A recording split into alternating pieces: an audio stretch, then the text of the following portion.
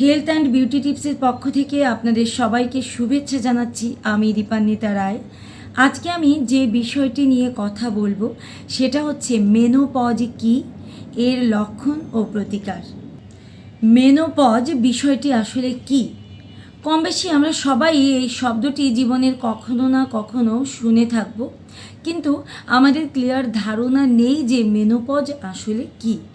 তাই আজকে আমি পুরো বিষয়টিকে ক্লিয়ার করব এবং এর লক্ষণ ও প্রতিকার সম্পর্কেও আমি বিস্তারিত আলোচনা করব। মেনোপজ শব্দটিকে যদি বাংলায় বলি সেটা হচ্ছে ঋতু বন্ধ। ঋতুটা কি?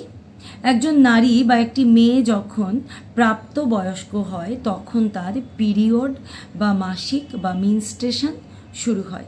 তার মানে সে পূর্ণ নারীতে পরিণত হয়। এটার যেহেতু একটি শুরু আছে, এটার কিন্তু একটি শেষও রয়েছে। একজন নারীর যখন বয়স বেড়ে যায় এবং নির্দিষ্ট বয়সের সময়সীমায় পৌঁছে তখন তার এই পিরিয়ড বা মাসিক সাইকেলটি বন্ধ হয়ে যায়। তার মানে একেবারেই বা পুরোপুরি বন্ধ হয়ে যায়। যদি কোনো নারীর টানা 1 বছরের বেশি সময় এই পিরিয়ড বন্ধ থাকে এবং তার বয়স 45-এর উপরে হয়, তাহলে ধরে নেওয়া যায় যে তার মেনোপজ হয়ে গেছে। 1 বছরের বেশি সময় বা 45 বছর বয়স এই জন্য উল্লেখ করতে হচ্ছে কারণ অনেক সময় অনেক মেয়ের অল্প বয়সেও অনিয়মিত মাসিক হতে পারে বা অনিয়মিত পিরিয়ড হতে পারে, নানান কারণে এটা হতে পারে। তাই যখন একজন নারীর 45 বছরের বেশি হয় এবং টানা 1 বছর পিরিয়ড না হয়, তাহলে আমরা এক প্রকার ধরেই নিতে পারি মেনোপজ হয়ে গেছে।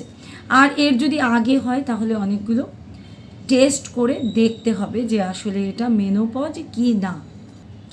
এখন প্রশ্ন হচ্ছে যে এই মেনোপজ হয় কেন? যখন ওভারিয়ান অ্যাক্টিভিটি পুরোপুরি বন্ধ হয়ে যায় তখন মেনোপজ হয়। ওভারিয়ান অ্যাক্টিভিটিটা কি?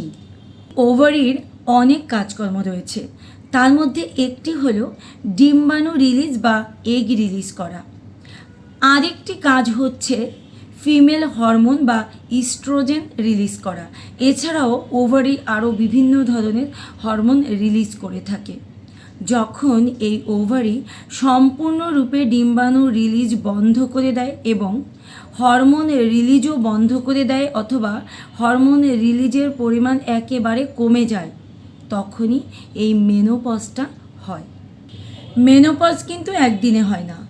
মেনোপজ হওয়ার আগে 4-5 বছর ধরে ওভারিয়ান অ্যাক্টিভিটি কম হতে থাকে, মানে ডিম্বাশয় থেকে ডিম্বাণু অনিয়মিতভাবে বের হয়, যার কারণে মানুষের পিরিয়ড অনিয়মিত হতে শুরু করে।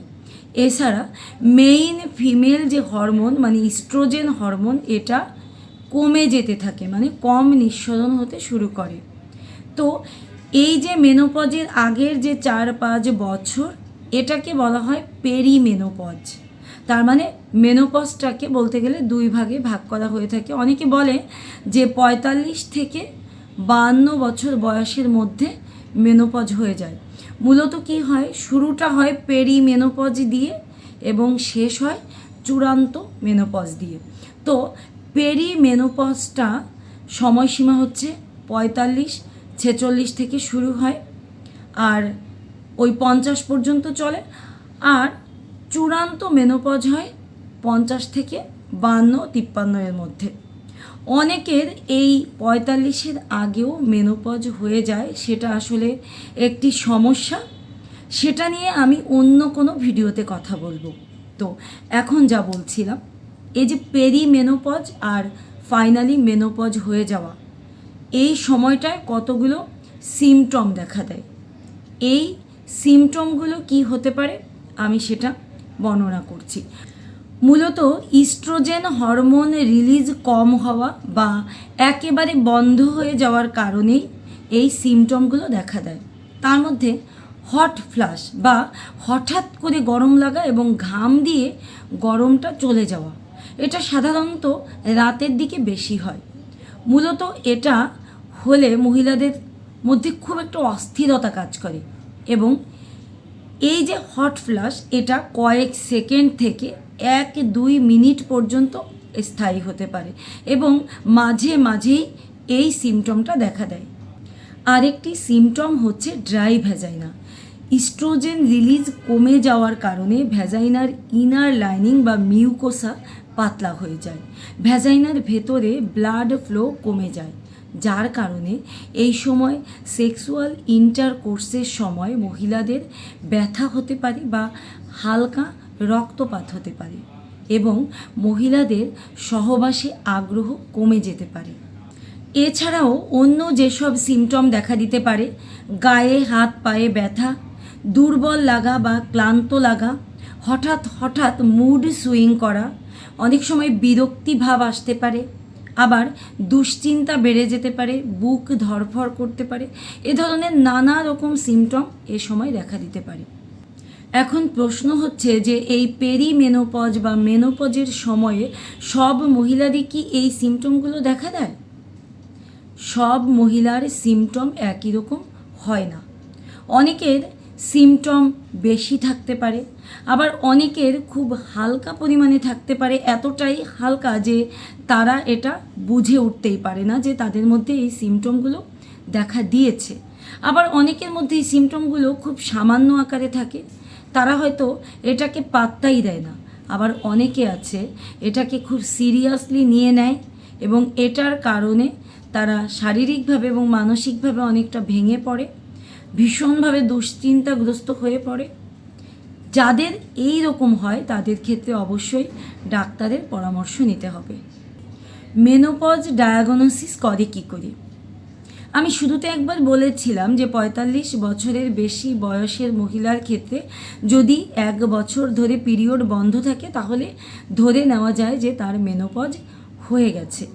তো কতগুলো হরমোনাল টেস্টের মাধ্যমে এটা নিশ্চিত হওয়া যায়। ওই টেস্টগুলোর মাধ্যমে এটাই দেখা যায় যে তার ওভারিয়ান অ্যাক্টিভিটি কমে গেছে নাকি একেবারেই বন্ধ হয়ে গেছে।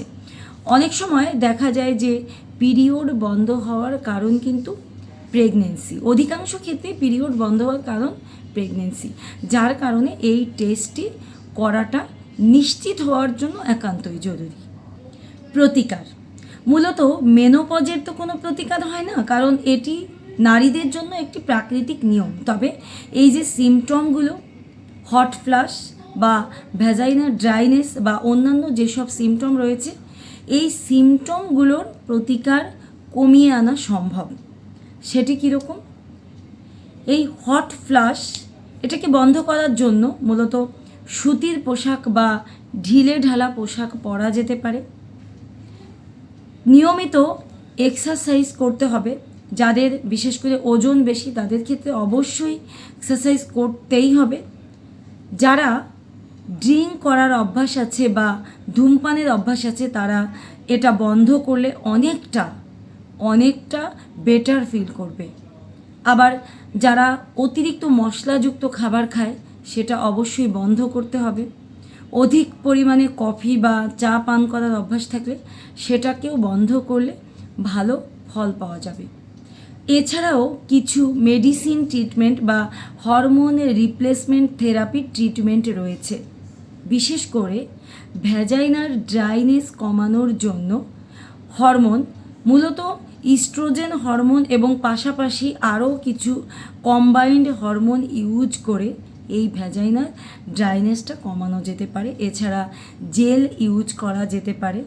বিভিন্ন রকম ইস্ট্রোজেন লোশন রয়েছে যে জিনিসগুলো ইউজ করে এই ড্রাইনেসটা কমিয়ে স্বাভাবিক জীবনযাপন করা যেতে পারে। এক্ষেত্রে অবশ্যই আপনাকে ডাক্তারের কাছে যেতে হবে এবং ডাক্তারের পরামর্শ অনুযায়ী এই হরমোন থেরাপি অথবা মেডিসিন যাই বলেন না কেন এটাকে অবশ্যই ডাক্তারের পরামর্শ নিয়েই ব্যবহার করতে হবে। এছাড়া মুড সুইং দূর করার জন্য কিছু ওষুধ রয়েছে যেগুলো মানুষের শরীরের মধ্যে হ্যাপি কেমিক্যাল রিলিজ করে, যার কারণে তার আর অতটা ইরিটেটিং ফিল হয় না, সে তার মনের মধ্যে এক ধরনের আনন্দ অনুভব করে। তো এই যে হরমোন রিপ্লেসমেন্ট মানে ইস্ট্রোজেন এছাড়া কম্বাইন্ড যে হরমোন রিপ্লেসমেন্ট, এর দরুন মানুষের শরীরে নানা রকম ক্ষতিকর প্রভাবও দেখা দিতে পারে। এতে ওভারিতে ক্যান্সারের সম্ভাবনা বেড়ে যায়, ব্রেস্ট ক্যান্সারের সম্ভাবনা বেড়ে যায়, এবং যদি ষাটোর্ধ্ব মহিলা এই ধরনের ট্রিটমেন্ট নিয়ে থাকে তাহলে তার ক্ষেত্রে স্ট্রোকেরও ঝুঁকি বেড়ে যায়। তাই আমি আবারও বলবো, এই ধরনের ট্রিটমেন্ট যখন আপনারা কেউ নেবেন অবশ্যই একজন ডাক্তারের কাছে যাবেন, ডাক্তারের পরামর্শ অনুযায়ী আলোচনা করে সমস্ত পরিবেশ পরিস্থিতি বিবেচনা করে তবেই আপনারা এ ধরনের হরমোন রিপ্লেসমেন্টের ট্রিটমেন্ট নেবেন। তবে জেল অথবা ইস্ট্রোজেন ক্রিম বা লোশন একেবারেই নিরাপদ। আপনারা যে ট্রিটমেন্টই নিয়ে থাকেন না কেন অবশ্যই একজন ডাক্তারের পরামর্শ নেবেন, অবশ্যই ডাক্তারের পরামর্শ অনুযায়ী মেডিসিন ইউজ করবেন। মেনোপজ নারীর জীবনে অবধারিত একটি বিষয়, তাই এই বিষয়টিতে অবশ্যই জ্ঞান থাকতে হবে। একজন নারীকে এই বিষয়ে সম্পূর্ণরূপে প্রস্তুত থাকতে হবে যেন সে মেনোপজের টাইমটাতে মানসিকভাবে এবং শারীরিকভাবে ভেঙে না পড়ে। তার যদি এই বিষয়ে পরিপূর্ণ জ্ঞান থাকে তাহলে তিনি কখনোই ভেঙে পড়বেন না এবং এটাকে জীবনের একটি স্বাভাবিক প্রক্রিয়া হিসেবেই তিনি গ্রহণ করতে পারবেন। মূলত এই চ্যানেলে আমি মানুষের স্বাস্থ্য ও সৌন্দর্য সম্পর্কিত সাধারণ সমস্যাগুলো নিয়ে আলোচনা করে থাকি এবং মেডিকেল সায়েন্সের ভাষায় যে বিষয়গুলো খুবই কঠিন জটিল সেটাকে খুব সহজ করে সাধারণ মানুষের বোধগম্য করে আলোচনা করে থাকি। যদি এই ভিডিওটি আপনারা এখনও দেখছেন বা যারা এতক্ষণ দেখেছেন প্লিজ এক্ষুনি একটি লাইক করে দিন, আর চ্যানেলটি যদি সাবস্ক্রাইব না করা থাকে অবশ্যই চ্যানেলটি সাবস্ক্রাইব করে বেল বাটনে একটি অল ক্লিক করে দিন যেন আপনি আমার পরবর্তী ভিডিও পেয়ে যেতে পারেন।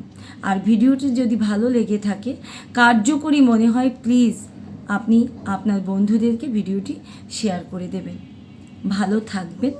আপনার শরীরের এবং মনের সুস্থতা কামনা করে আজকের মতো বিদায় নিচ্ছি। আবার দেখা হবে অন্য কোনো দিন অন্য কোনো টপিক নিয়ে।